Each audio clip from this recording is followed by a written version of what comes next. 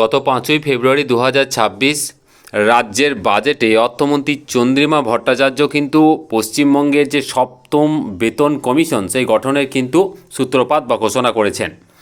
তো এই যে ঘোষণাটা হয়েছে তার পেছনে অনেকগুলি কারণ আছে, আপনারা সেটা বুঝতে পারছেন। প্রথম কারণ হচ্ছে যে বিধানসভা নির্বাচন সামনেই আছে, এবারে খুব হাড্ডাহাড্ডি লড়াই আছে, সেটা একটা অলিখিত কারণ, সকলেই জানেন। এরই পাশাপাশি আপনারা প্রত্যেকেই জানেন যে কেন্দ্রীয় সরকার যে নতুন বেতন কমিশন ঘোষণা করেছে এবং তার ফলে কেন্দ্রীয় সরকারি কর্মচারীদের সাথে এমনিতেই তো ডিএর একটা ফারাক আছে এবং তারই পাশাপাশি কিন্তু বেতনের কিন্তু মূল বেতনের একটা বিস্তর ফারাক দেখা যাচ্ছে। তো সেটিও কিন্তু একটা পেছনের মূল কারণ হিসাবে ধরে নেওয়া হচ্ছে।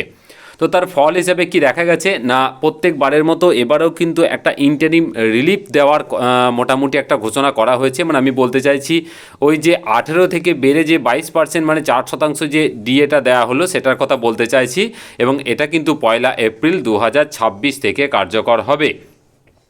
এরই পাশাপাশি সেদিন আমরা দেখেছি যে 5 তারিখেই সুপ্রিম কোর্ট থেকে একটা ঐতিহাসিক নির্দেশ এসছে। বিভিন্ন সংগঠন যে একটা দীর্ঘ লড়াই, সেই লড়াইয়ের কিন্তু একটা পজিটিভ রেজাল্ট আমরা সেখানে পেয়েছি। প্রত্যেকটা রাজ্য সরকারি কর্মচারীরা প্রত্যেকেই কিন্তু পেয়েছেন এবং সেখানে বিশেষত উল্লেখ করা হয়েছে যে 2008 থেকে 2019 সালের মধ্যবর্তী সময়ের যে বকেয়া ডিএ আছে তার কিন্তু 25% দিয়ে দিতে হবে এবং তার প্রথম তারিখ কিন্তু 6ই মার্চ, মানে প্রথম কিস্তি 6ই মার্চ 2026-এর মধ্যে কিন্তু দিয়ে দেওয়ার কথা ঘোষণা করা হয়েছে। এবার এই যে পে কমিশন ঘোষণা করা হয়েছে, তো সেখানে মোটামুটি বর্ধিত বেতন কতটা হতে পারে সেটা এই মুহূর্তে বলা সম্ভব নয়, তবে আন্দাজ করা যাচ্ছে যে মোটামুটি যদি কেন্দ্রীয় হারে হয় তাহলে কিন্তু বেসিক পে যেটা আছে এই মুহূর্তে বা যেদিন ঘোষণা হবে ফাইনাল যেটা হবে তার সাথে 2.57 হারে কিন্তু ফিটমেন্ট ফ্যাক্টর রেখে সেটা কিন্তু বেসিক পে নির্ধারিত হতে পারে। তো এই হিসাবে কিন্তু সপ্তম যে বেতন কমিশন সেটা কিন্তু একটা মোটামুটি ঘোষণা হয়েছে। এখন দেখার বিষয় যে এটা কবে থেকে চালু হয়। এবার আপনাদের মনের মধ্যে অনেক প্রশ্ন আছে যে পে কমিশন তো ঘোষণা হলো, তাহলে কবে থেকে চালু হতে পারে। দেখুন, এই বিষয়ে কিন্তু সঠিক উত্তর এই মুহূর্তে দেওয়া সম্ভব নয়, তবে আমি যেটুকু করতে পারি সেটা হচ্ছে যে আগের যে পে কমিশন, মূলত আগের দুটো পে কমিশন ঠিক কোন সময় ঘোষণা হয়েছিল, কতদিন সময় লেগেছিল, সেই বিষয়টা যদি খুব সংক্ষেপে আপনারা একটু দেখে নেন তাহলে একটা ধারণা পেয়ে যাবেন যে মোটামুটি এই পে কমিশনের যে রেজাল্ট সেটা আপনি কবে পেতে পারেন বা আপনার হাতে বর্ধিত বেতন কবে আসতে পারে। তো চলুন সেটা দেখে নিই।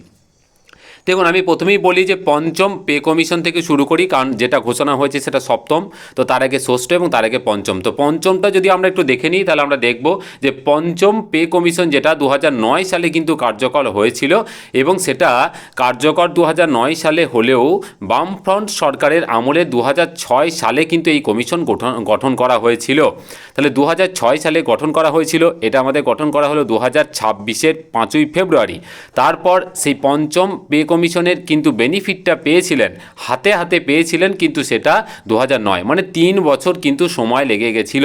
সেখানে চেয়ারম্যান ছিলেন অধ্যাপক অমিয় বাগচি মহাশয় এবং সেখানে কি করা হয়েছিল না 1 এপ্রিল 2009 থেকে সেটা কার্যকর করা হয়েছিল। আর ওর যে ন্যাশনাল এফেক্ট বা বেনিফিট সেটা কিন্তু 2006 সালের 1 জানুয়ারি থেকে ধরা হয়েছিল। এখানে মূলত কি করা হয়েছিল না পে কমিশনের পে ব্যান্ড এবং গ্রেড পে এই দুটি ব্যবস্থা চালু করা হয়েছিল।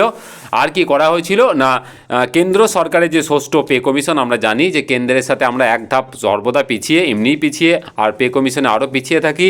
তো ষষ্ঠ বেতন কমিশনের সুপারিশের সঙ্গে সামঞ্জস্য রেখে কিন্তু এটা ঘোষণা করা হয়েছিল, মানে পঞ্চম পে কমিশন যেটা ঘোষণা হয়েছিল তার 3 বছর পর কিন্তু বেনিফিটটা হাতে পাওয়া গেছিল।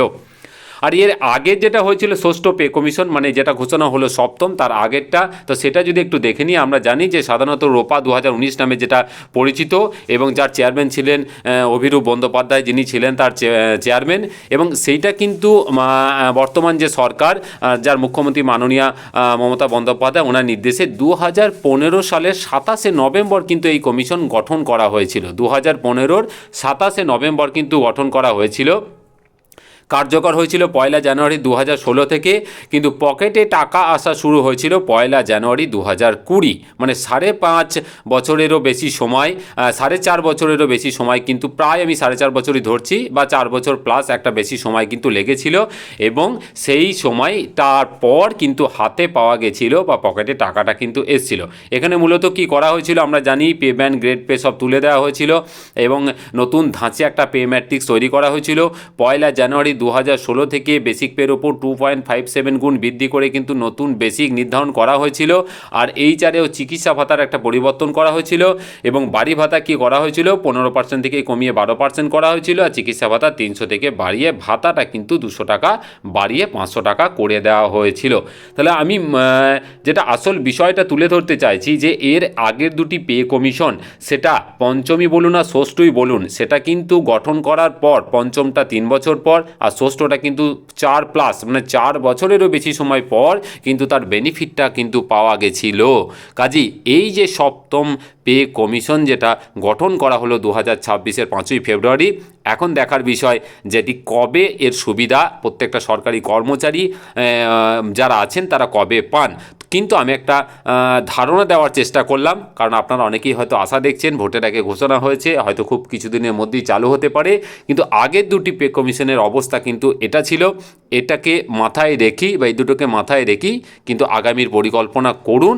এছাড়াও ডিএ কেস তো চলছে, আমরা জানি সুপ্রিম কোর্টে 25% ডিএ দেওয়ার কথা বলা হয়েছে।